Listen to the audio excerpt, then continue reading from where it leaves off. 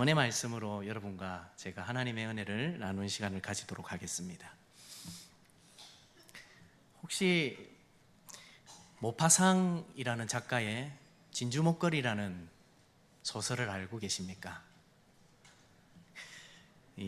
한 번쯤은 들어봤을 만한 이야기입니다.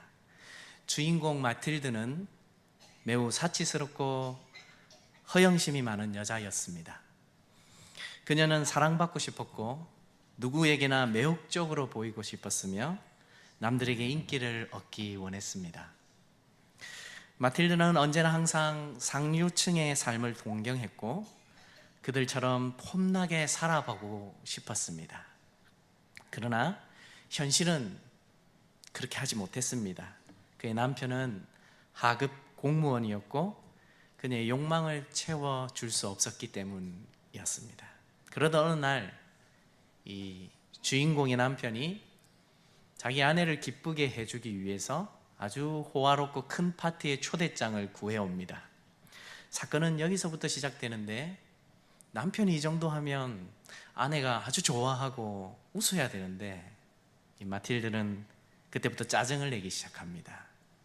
입고 갈 옷이 없었기 때문에 투정 부리기 시작하죠. 그래서 남편이 당시 한국 돈으로 40만 원 정도의 돈을 들여서 아주 비싼 옷을 자기 형편에 사줍니다. 그런데 마틸드는 여기서 만족하지 않습니다. 가서 그 옷에 어울리는 보석이 너무 갖고 싶었습니다. 할 수 없이 이 좋은 착한 남편은 자기의 지인 중에 아주 부자인 포레스트 부인에게 가서 진주 목걸이를 빌려옵니다. 드디어 성대한 파티가 열렸습니다. 그리고 아주 아름다운 시간을 보내었고 기분 좋게 집으로 왔습니다. 여러분들이 상상하시듯이 그 진주 목걸이가 목에서 사라진 겁니다. 당시 시가로 4억 정도, 3억 5천에서 4억 정도 하는 그 목걸이를 잃어버린 이 젊은 부부, 그날 밤의 마음이 어땠을까요?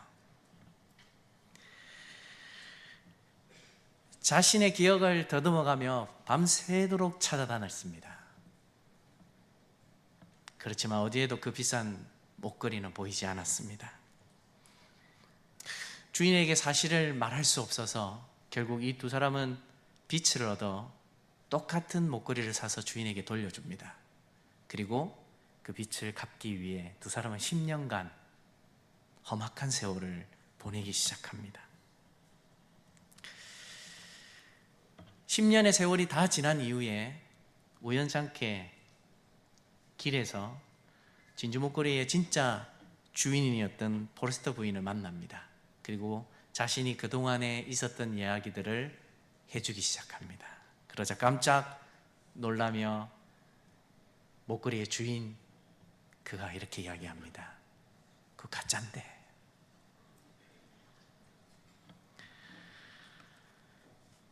어찌 보면 사실대로 이야기했다면 이 두 부부는 그렇게 고생하지 않았을 줄 모릅니다.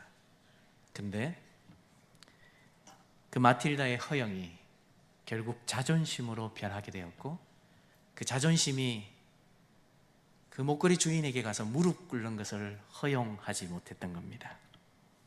그리고 10년간 그 곱디고던 손이, 아름다운 얼굴이 세상 풍파에 찌들려 늙어갔던 겁니다. 혹이라도 주인에게 바로 구했으면 한번 웃고 넘어갔을 법한 일이었는데 이 사람은 다른 길을 선택하였습니다. 고생스럽고 수고로운 길이었죠. 사랑하는 여러분, 조금만 더 생각해 보면 가난한 사람들에게 자기의 진짜 몇 억이 넘는 목걸이를 빌려줬을 리가 만무하다고 생각해 볼 수도 있습니다. 자신의 소중한 것을 어찌 잘 모르는, 그리고 친구이지만 잃어버릴 수 있는 사람에게 맡겨줄 수 있겠습니까? 그러나 우리 하나님은 다르십니다. 우리에게 진짜를 주시려고 합니다. 영원, 생명, 사랑, 진리, 이런 것들이죠. 근데 사람들은 진주 목걸이에 더 목숨을 겁니다. 그것이 세상에선 더 자신을 드러내고 또 사람들에게 인정받는 방편이 되기 때문입니다. 그러나 우리가 하나님이 주시는 것을 누리기 위해서는 우리 안에 욕심, 허영, 자존심, 교만으로 꽉 차서는 안 됩니다.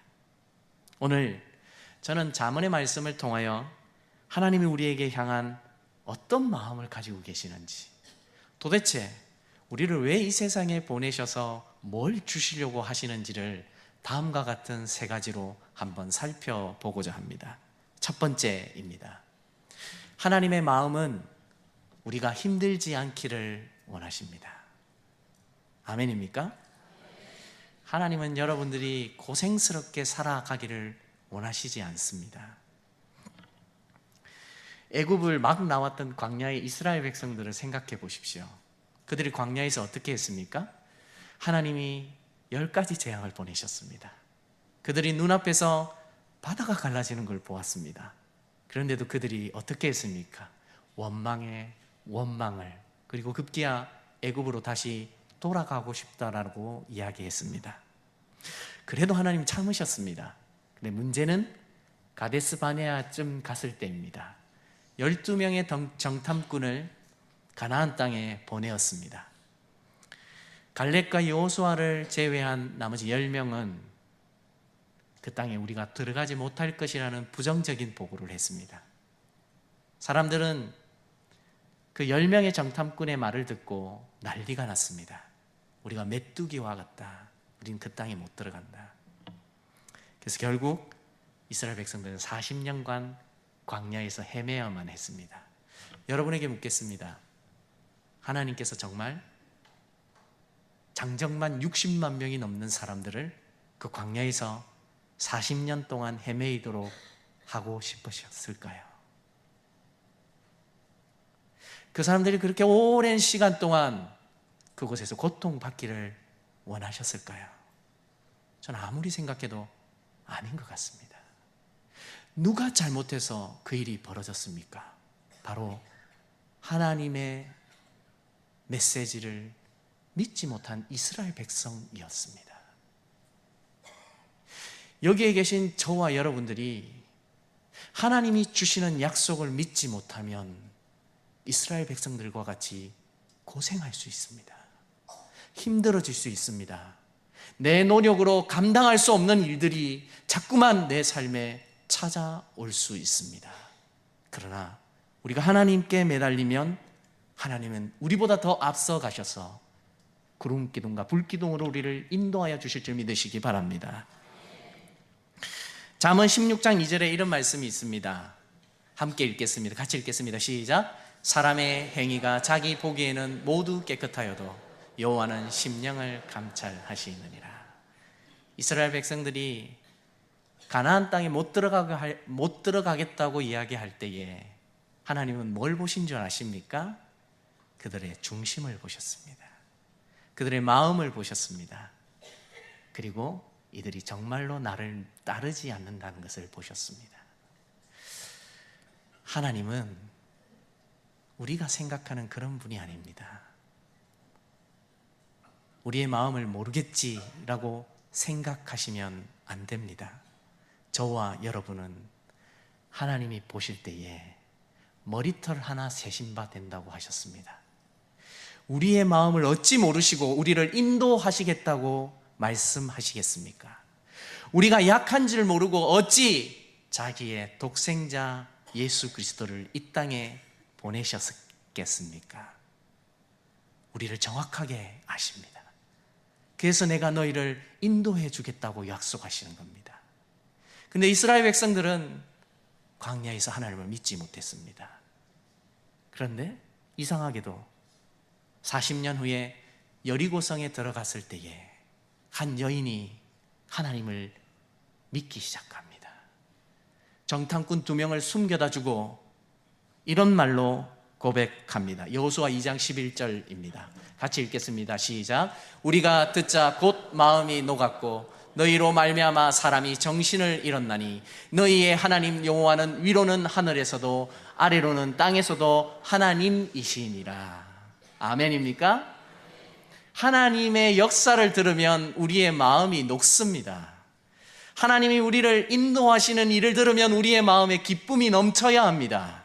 우리의 마음이 희망이 가득하고 하나님이 회복시켜 주실 것이라는 놀라운 믿음이 우리 안에 생겨나야 합니다. 그것이 바로 라합에게 있었던 믿음입니다.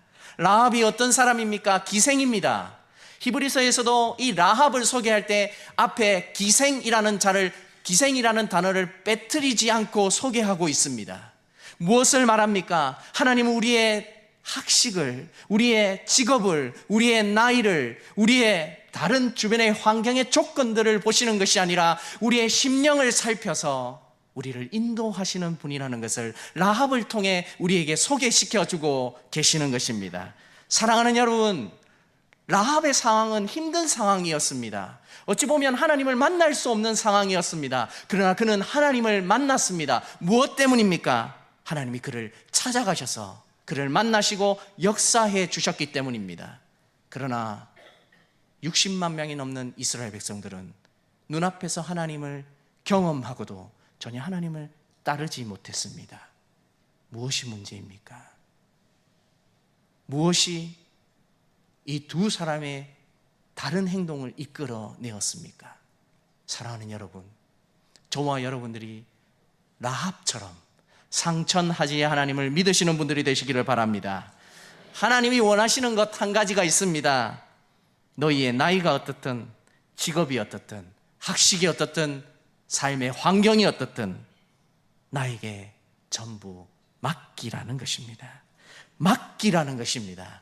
맡기면 하나님께서 경영해 주시겠다고 이야기하십니다. 맡기라는 원어를 찾아보니까요, 그 원어의 뜻이 이런 뜻이 있습니다. 하나님께 굴러가다. 그걸 우리말로 조금 부드럽게 번역하면 이렇습니다. 너희의 마음을 하나님께 향하도록 하라. 잠언 16장 3절에 너희 행사를 여호와께 맡기라. 그리하면 내가 경영하는 것이 이루어지리라. 여러분의 삶을 하나님께 맡기면 하나님께서 경영해 주시겠답니다.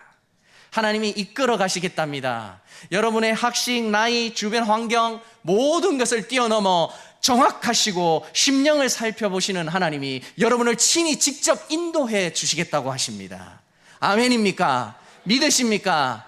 우리의 그 하나님을 믿고 따르시는 분들이 되시기를 바랍니다. 이것이 하나님의 마음입니다. 하나님은 여러분들이 힘들기를 원하지 않으십니다. 교회에 와서 힘들어 죽겠다 하지 마십시오. 옆에 보십시오. 옆에 주위에 있는 분들에게 이야기합시다. 교회에 와서 힘들어 죽겠다 하지 맙시다. 우린 살만합니다. 왜 우리에게 모든 것을 지으신 하나님이 있는데 자꾸만 안 된다, 못하겠다 하십니까? 그러면 우리 스스로가 힘든 상황 속으로 걸어 들어가는 것과 같습니다. 이스라엘 백성들이 광야에서 하나님을 믿지 못한 것과 똑같은 모습으로 우리가 교회에 출석하고 있는 것입니다.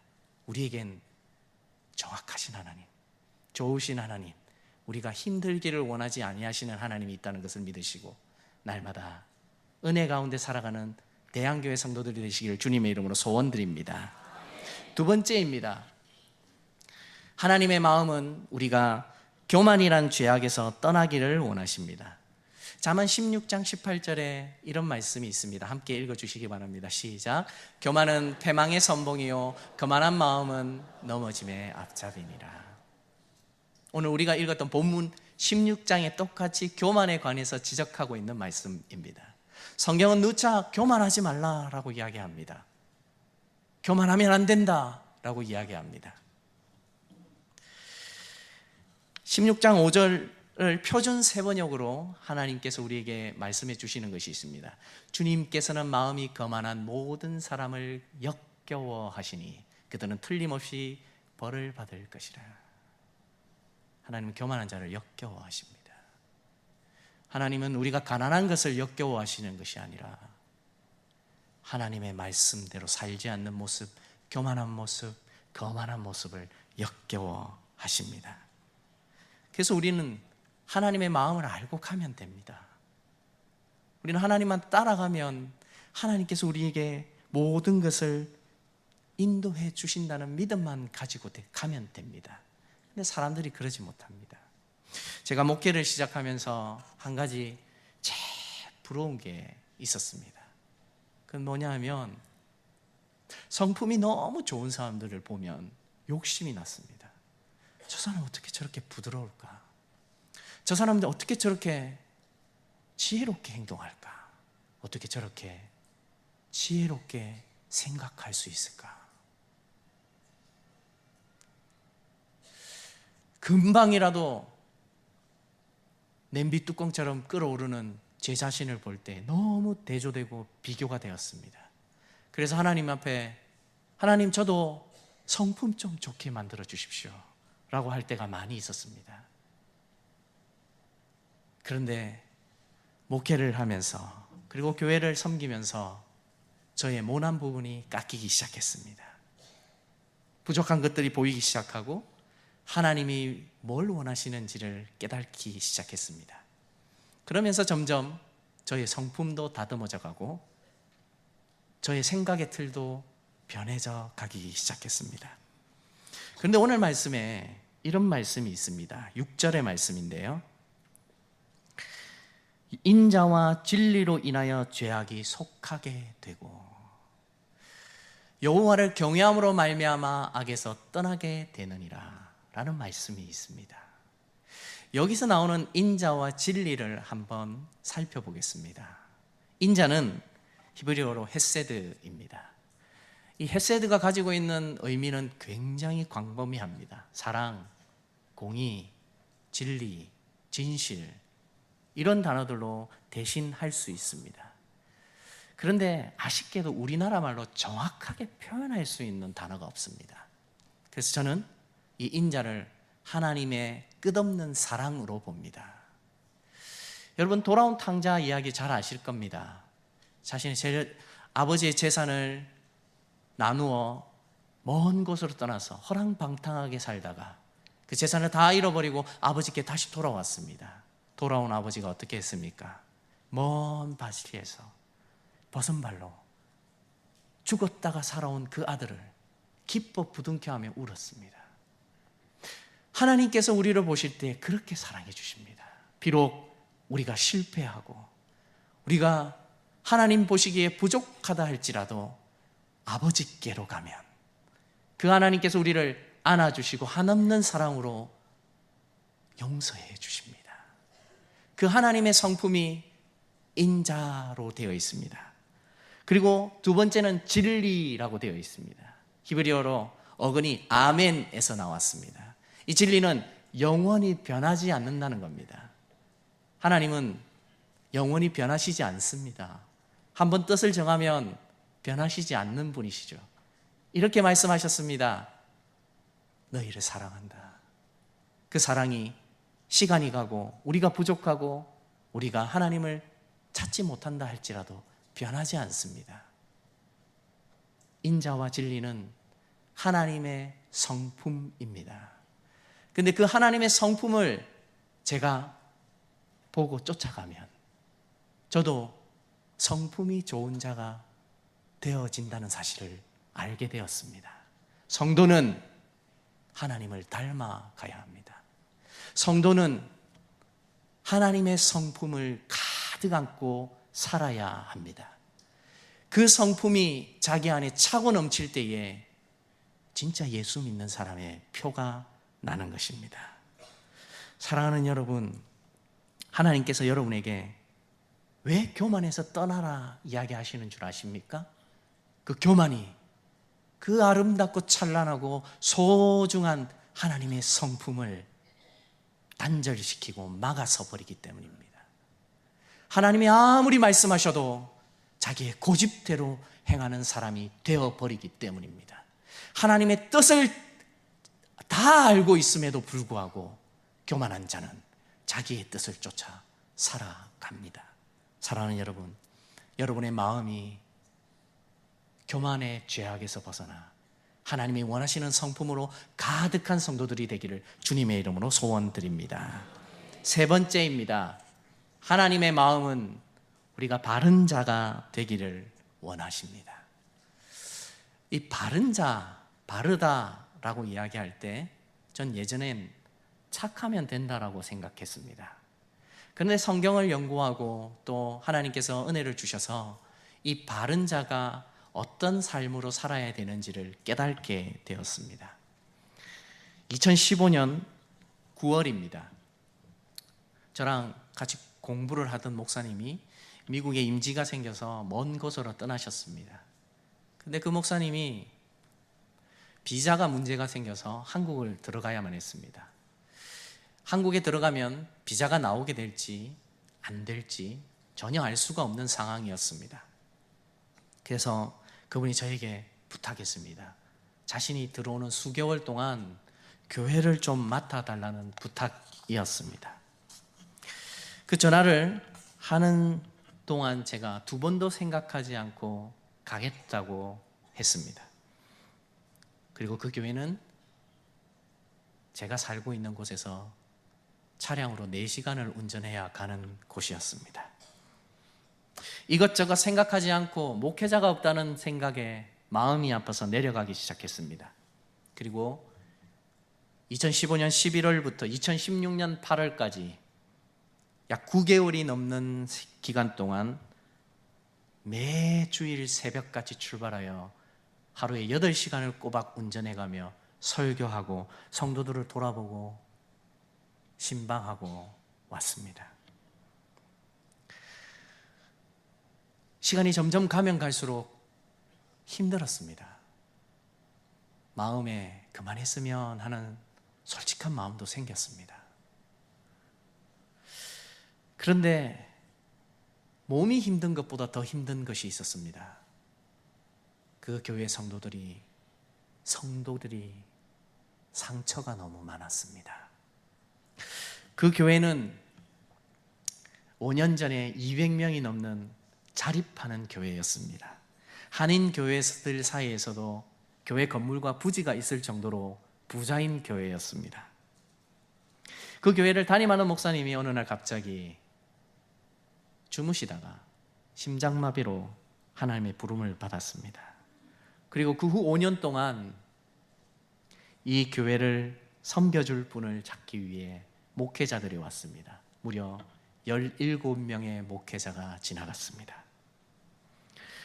그러면서 교인들이 점점 흩어지기 시작하고 재정의 문제도 생겨나게 되었습니다. 이제는 제가 갔을 때는 교회가 다 줄어버려서 20명 남짓 남아 있었습니다. 문제는 교인들의 마음에 상처가 너무 많았다는 겁니다. 그동안. 그러면서 전혀 하나님을 찾을 수가 없었습니다. 목사에 대한 실망감, 돈에 대한 부담감, 이런 것들이 그분들의 마음에 가득하였습니다. 그래서 저희가 가면서 저희는 돈 생각하지 않고 갔습니다. 저희가 도시락을 싸고 음식을 대접하고 선물을 준비하고 신방을 가서 위로하고 아이가 태어나면 옷을 선물해 주었습니다. 나누기 시작했습니다. 그러자 3개월쯤 지나자 뭐 얻을 먹을 것이 있나 싶은 그 눈길들이 점점 변하여서 목사로 보기 시작했습니다. 그리고 그분들의 마음이 변하여 예배를 마쳐도 집에를 가지 않으셨습니다. 먼 길을 다시 운전하고 올라왔어야만 했지만 성도들이 목말라 하는 것을 그냥 내버려 두고 올 수가 없었습니다. 그래서 예배를 마치고 한참 동안 함께 교제하고 어떤 부분이 상처가 심한지 무엇 때문에 힘들어하는지를 계속 함께 나누고 기도하며 그렇게 사역을 감당했습니다. 그러면서 9개월 동안 깨달은 것이 하나 있습니다. 바르게 한다는 건 착하게 한다는 것이 아니라 하나님이 원하시는 대로 한다는 것인 걸 깨달았습니다. 저는 사실 선교사가 되고 싶었습니다. 그래서 선교학을 전공했습니다. 그런데 대학 3학년 때 아침과 저녁으로 하나님 앞에 항상 기도하고 있던 중에 하나님께서 이렇게 저에게 음성으로 들려주셨습니다. 얘야, 내가 내 일을 좀 맡아줬으면 하는데. 좀 깜짝 놀랐습니다. 하나님이 저에게 너 이거 좀 해라 라고 하실 줄 알았습니다. 그런데 그분이 저에게 이렇게 이야기하시는 듯 했습니다. 내가 이걸 좀 맡아주었으면 하는데. 그 말을 듣는 그 순간, 그날 밤에 한참을 울었습니다. 뭐 때문에 저 같은 것을요. 절대로 목사는 되지 않겠다고 마음을 다잡고 있었던 3학년 때였습니다. 그런데 하나님이 그 말씀을 하시는데 마음이 물과 같이 녹아내리기 시작했습니다. 그리고 제가 하겠습니다. 그리고 신대원을 갔습니다. 졸업을 했습니다. 좋은 교회에 가서 사역을 오랫동안 감당했습니다. 미친 듯이 뛰어다녔습니다. 열심히 일했습니다. 그런데 나중에 제 모습을 돌아보니까 그 어디에도 하나님을 위한 열심이 없었습니다. 자기를 드러내고 자기를 위해서 일하고 사람을 위해서, 교회를 위해서 일한 모습은 있지 그 어디에도 하나님을 위해서 일한 모습은 없었습니다. 그래서 9개월 동안 그 미국에서 8시간을 꼬박 운전하며 사역하는 그동안 저의 모든 우선순위를 바꾸기 시작했습니다. 공부를 하든 아이들과 시간을 보내든 교회 사역을 하든 제일 첫 번째, 하나님이 먼저 되신다는 우선순위를 세웠습니다. 그리고 나서는 제 삶도 변하기 시작했습니다. 미국에서 일이 생기면 겁이 나고 짜증이 먼저였는데 이제는 가서 해결하면 된다라는 믿음이 생겼습니다. 그리고 실제로 가서 일을 해보면 별것 아닌 일들이 다반사였습니다. 진짜 하나님께 맡기니까 하나님이 모든 것을 경영해 주시기 시작했습니다. 우선순위가 바뀌었습니다. 사랑하는 여러분, 오늘 7절 말씀을 보십시오. 한번 같이 읽어 주시기 바랍니다. 7절입니다. 같이 읽겠습니다. 시작. 사람의 행위가 여호와를 기쁘시게 하면 그 사람의 원수라도 그와 더불어 화목하게 하시느니라. 8절도 좀 띄워주시기 바랍니다. 함께 읽겠습니다. 적은 소득이 공의를 겸하면 많은 소득이 불의를 겸한 것보다 나으니라. 어떤 사람이 원수와 화목하게 지낼 수 있겠습니까? 어떤 사람이 돈이 적은 것을 가지고 하나님께 감사하다고 이야기할 수 있겠습니까? 하나님이 원하시는 바른 자의 모습은 하나님의 공의가 옳다고 인정하며 살아가는 사람입니다. 내 삶에 내게 유익이 되고 내가 잘 되고 내 명예가 높아지는 것을 통하여 하나님께 감사드리는 것이 아니라 하나님이 바르다고 생각하시는 것, 우리에게 알려주시는 것이 바로 바른 자의 모습입니다. 하나님의 마음은 우리가 안 된다고 생각하는 절망적인 순간에도 하나님의 뜻대로 바르게 행동하기를 원하십니다. 그래야 하나님이 일하실 수 있으시거든요. 말씀을 정리하겠습니다. 하나님의 마음은 우리가 힘들게 살기를 원하지 않으십니다. 그리고 교만하지 않고 악에서 떠나기를 원하십니다. 그리고 바르게 살기를 원하십니다. 왜 그토록 하나님이 우리가 그렇게 살기를 원하실까요? 왜 우리를 이 세상에 보내시고 나서 우리가 그토록 하나님의 마음을 가지고 살기를 원하실까요? 마태복음 11장 28절에서 30절입니다. 함께 읽겠습니다. 수고하고 무거운 짐진 자들아 다 내게로 오라. 내가 너희를 쉬게 하리라. 나는 마음이 온유하고 겸손하니 나의 멍에를 메고 내게 배우라. 그리하면 너의 마음이 쉼을 얻으리니 이는 내 멍에는 쉽고 내 짐은 가벼움이라 하시니라. 예, 제가 할 땐 너무 힘들었습니다. 제가 하려고 할 때는 방법도 몰랐습니다. 어떻게 해야 될지도 알 수 없었습니다. 그런데 하나님께 맡기기 시작하자, 하나님이 지워주시는 짐을 짓기 시작하자 제 삶이 변하기 시작했습니다. 그리고 하나님이 뭘 원하시는지를 정확하게 알기 시작했습니다. 하나님이 오늘 여러분에게 이야기하십니다. 힘들지 말라. 내가 너희를 고생시키려 이 땅에 보낸 것이 아니다. 내 멍에를 메라. 내 멍에를 메라. 너희의 고집, 너희의 경험, 너희의 지혜 다 내려놓고 내가 주는 짐을 지라. 그러면 내가 일한다. 그 메시지로 하나님이 오늘 우리에게 말씀하십니다.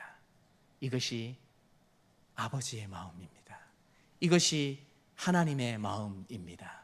이 하나님의 마음을 통하여 한 주간 승리하며 살아가는 여러분들의 삶이 되시기를 주님의 이름으로 소원드립니다.